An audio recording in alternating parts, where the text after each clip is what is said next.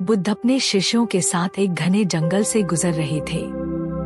रात का समय था और चारों ओर सन्नाटा पसरा हुआ था। हवा में हल्की सरसराहट हो रही थी, जो वातावरण को और रहस्यमय बना रही थी। जंगल के पेड़ बहुत ऊंचे और घने थे, जैसे कोई छिपा हुआ राज अपने अंदर दबाए हों। बुद्ध अचानक रुक गए, उनकी आंखें गहरी ध्यान में थी। शिष्यों को समझ नहीं आया कि वे किस ओर इशारा कर रहे थे। यह जंगल जीवित है, बुद्ध ने शांति से कहा। शिष्यों के मन में उत्सुकता और डर दोनों थे। वे समझ नहीं पा रहे थे कि बुद्ध किस रहस्य की बात कर रहे हैं। तभी एक अजीब सी आवाज जंगल में गूंजी। सभी शिष्य सतर्क हो गए, उनकी धड़कनें तेज हो गईं। बुद्ध की शांत मुस्कान ने माहौल को और रहस्यमय बना दिया। डरो मत, बुद्ध ने कहा, यह सिर्फ प्रकृति की भाषा है। शिष्य संशय में थे, लेकिन बुद्ध की उपस्थिति ने उन्हें आश्वस्त किया। जंगल में आगे बढ़ते हुए हर कदम पर शिष्यों को कुछ अनजाना महसूस हो रहा था। हर पेड़, हर पत्ता उन्हें किसी छिपे हुए रहस्य का संकेत देता प्रतीत हो रहा था, जैसे वे किसी अदृश्य शक्ति के संपर्क में आ रहे हों। बुद्ध ने कहा, प्रकृति हमें बहुत कुछ सिखाती है, बशर्ते हम उसे सुनना चाहें। शिष्य ध्यान से उनकी बात सुन रहे थे, लेकिन जंगल का रहस्य उन्हें बेचैन कर रहा था। तभी एक शिष्य ने पूछा, भगवान, हमें डर क्यों लग रहा है? बुद्ध ने मुस्कुराते हुए उत्तर दिया, डर हमारे भीतर के अज्ञान से आता है। जो समझ जाता है वह डरता नहीं। जंगल का वातावरण अचानक भारी हो गया, जैसे कुछ असाधारण होने वाला हो। हवा रुक सी गई थी और रात की खामोशी गहराने लगी थी। शिष्य पूरी तरह से सजग हो गए थे। बुद्ध ने अपनी आंखें बंद की और कुछ पल ध्यान में रहे। उनके चेहरे पर एक रहस्यमय शांति छाई रही। जब उन्होंने आंखें खोली तो उनकी नजरें किसी अज्ञात शक्ति को देख रही थी। प्रकृति के हर कोने में जीवन है, बुद्ध ने धीमे स्वर में कहा। शिष्य चकित थे, वे कुछ अदृश्य महसूस कर रहे थे जो उनके आसपास था। जंगल अब और भी गहरा और रहस्यमय लगने लगा।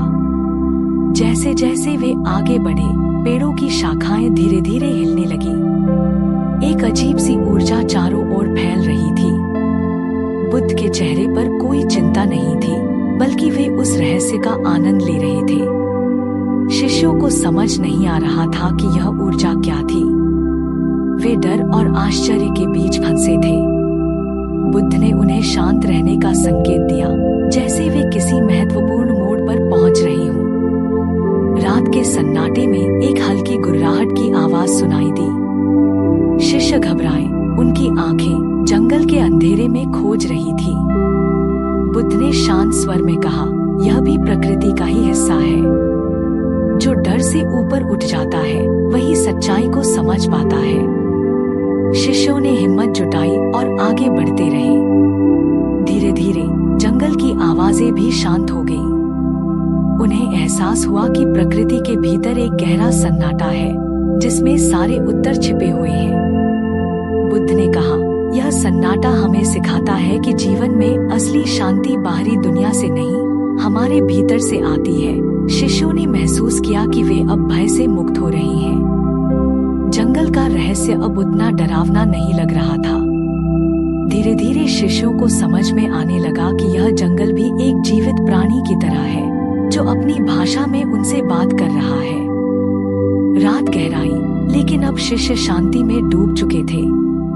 उन्होंने जाना कि प्रकृति के हर हिस्से में एक सीख है, जो केवल उन्हें मिलती है जो इसे महसूस करते हैं।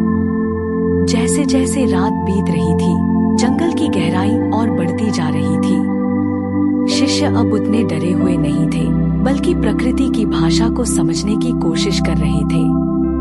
बुद्ध ने उन्हें धीरे धीरे प्रकृति के प्रति सजग और संवेदनशील बना दिया था। तभी अचानक एक शिष्य ने देखा कि एक पेड़ के पीछे कुछ हलचल हुई। उसकी सांसें तेज हो गईं, लेकिन उसने बुद्ध के निर्देशों को याद किया और शांत रहने की कोशिश की। बुद्ध ने उसकी ओर देखा और मुस्कुराते हुए कहा, हर हलचल जीवन का संकेत है, लेकिन डर हमें उसे देखने से अंधा कर देता है। शिष्य ने खुद को शांत किया और ध्यान से देखा। वहां कोई जंगली जानवर नहीं था, बस एक पेड़ की शाखा हवा से हिल रही थी। उसे एहसास हुआ कि उसका डर ही उसे भ्रमित कर रहा था। बुद्ध ने कहा, जो तुम सोचते हो वही तुम्हारी सच्चाई बन जाती है। आगे बढ़ते हुए शिष्यों ने जंगल की हर छोटी बड़ी चीज को नए नजरिए से देखना शुरू किया। हर पत्ता, हर पत्थर, हर आवाज उन्हें अब जिंदा महसूस हो रही थी। यह एक अनोखा अनुभव था जिसे पहले उन्होंने कभी महसूस नहीं किया था। बुद्ध ने कहा, प्रकृति केवल देखने के लिए नहीं बल्कि जीने के लिए है। जब तुम उसके साथ एक हो जाते हो तो वह अपने सारे रहस्य तुम्हारे सामने खोल देती है। शिष्य अब इस सच्चाई को समझ रहे थे और उनके भीतर का भय धीरे धीरे खत्म हो रहा था। रात के अंधेरे में अचानक एक तेज हवा का झोंका आया। पेड़ तेजी से हिलने लगे और शिष्य फिर से सतर्क हो गए। लेकिन इस बार वे डर से नहीं बल्कि रोमांच से भरे थे। वे अब जान चुके थे कि प्रकृति अपने ढंग से उन्हें कुछ सिखा रही है। बुद्ध ने कहा, यह हवा तुम्हारे भीतर के डर को उड़ाने आई है। इसे जाने दो। शिष्य मुस्कुराए। उन्हें अब डर नहीं बल्कि जंगल की हर हलचल में एक संदेश महसूस हो रहा था।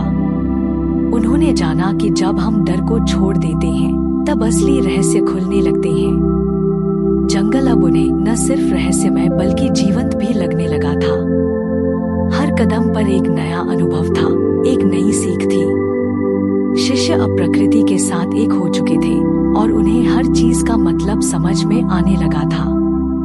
तभी अचानक एक चमकती हुई रोशनी उनके सामने आई। सभी शिष्य चौंक गए। यह कौन सी शक्ति थी? लेकिन बुद्ध ने शांति से कहा, यह सिर्फ तुम्हारी चेतना की रोशनी है। जब मन शांत होता है तो जीवन के रहस्य खुद को प्रकट करते हैं। शिष्य अब पूरी तरह से ध्यानस्थ हो चुके थे। वे न तो डर रहे थे, न ही कोई संशय था। वे उस अदृश्य शक्ति को महसूस कर रहे थे जो हर जगह मौजूद थी, जो जंगल के हर हिस्से में बह रही थी। रात का अंधेरा अब उतना गहरा नहीं लग रहा था। शिष्यों के मन में अब प्रकाश फैल चुका था। वे अब जान चुके थे कि सच्ची शक्ति और सच्चा रहस्य हमारे भीतर ही छिपा होता है। बस उसे देखने के लिए हमें अपने डर और संशय को त्यागना पड़ता है। बुद्ध ने अंत में कहा, यह जंगल और इसका रहस्य तुम्हारे जीवन का प्रतीक है। हर कदम पर नया अनुभव, नया रोमांच और नया डर होगा।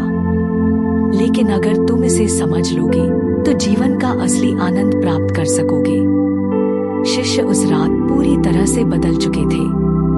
उनके लिए जंगल अब एक जीवंत शिक्षक बन गया था जो हर पल उन्हें नई सीख दे रहा था।